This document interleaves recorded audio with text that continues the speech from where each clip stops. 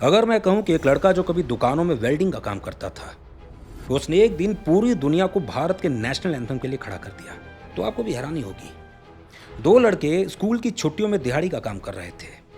थके हुए हाथ, धूल से भरे कपड़े और आंखों में कुछ बुझे हुए सपने।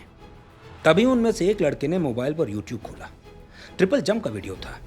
वो कुछ देर उसे देखता रहा, फिर धीरे से बोला, इस खेल में इंडिया से बहुत कम लोग हैं।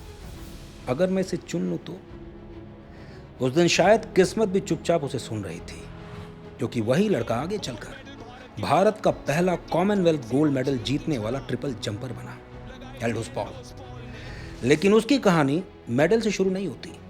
वो शुरू होती है केरल के एक छोटे से गांव से, जहां 4 साल की उम्र में उसने अपनी मां को खो दिया। पिता शराब में डूब चुके थे, घर टूट चुका था और बचा था सिर्फ एक हाथ, उसकी दादी का। 80 साल की बूढ़ी दादी जो ठीक से खड़ी भी नहीं हो पाती थी। उन्होंने अपने पोते के सपनों को गिरने नहीं दिया। वो उसका हाथ पकड़कर घंटों सफर करती, हॉस्टल छोड़ने जाती, अपने हाथों से खाना बनाकर देती ताकि उसका बच्चा भूखा न सोए। बाकी बच्चों के पेरेंट्स पीटीएम में आते थे, उसकी तरफ से कोई नहीं आता। टीचर्स खुद ही उसकी डायरी साइन कर देते, क्योंकि सब जानते थे उस बच्चे के हिस्से में बचपन कम, संघर्ष ज्यादा आया है।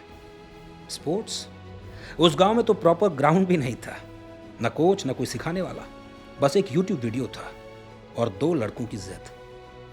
उन्होंने मिट्टी पर प्रैक्टिस शुरू कर दी। सिंथेटिक ट्रैक नहीं था, बस जमीन पर पाउडर डालकर लाइन बना लेते। और फिर उस लड़के ने आगे चलकर वो जंप लगाया जिसने भारत को सबसे आगे लाकर खड़ा कर दिया। कॉमनवेल्थ गेम्स का गोल्ड एल्डोज ने भारत की झोली में डाल दिया। जो सफर सर्वाइवल के लिए शुरू हुआ था, वो अब देश के लिए जुनून बन गया। एल्डोज ने न सिर्फ एक एथलीट की भूमिका निभाई, बल्कि अपना नाम उन लोगों में शुमार कर लिया जो जनरेशंस तक लोगों को प्रेरित करते रहेंगे, बताते रहेंगे।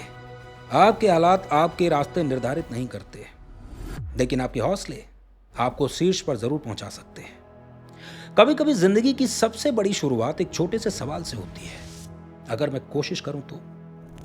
ड्रीमर्स में आपने अभी कहानी सुनी एल्डोस पॉल की। आप ड्रीमर्स की और भी कहानियां हमारे यूट्यूब चैनल पर सुन सकते हैं। कहानीकार सुधांशु राय के नाम से हमारा चैनल है। स्पॉटिफाई पर हमारे पॉडकास्ट का नाम है कहानियां कहानीकार सुधांशु राय के साथ।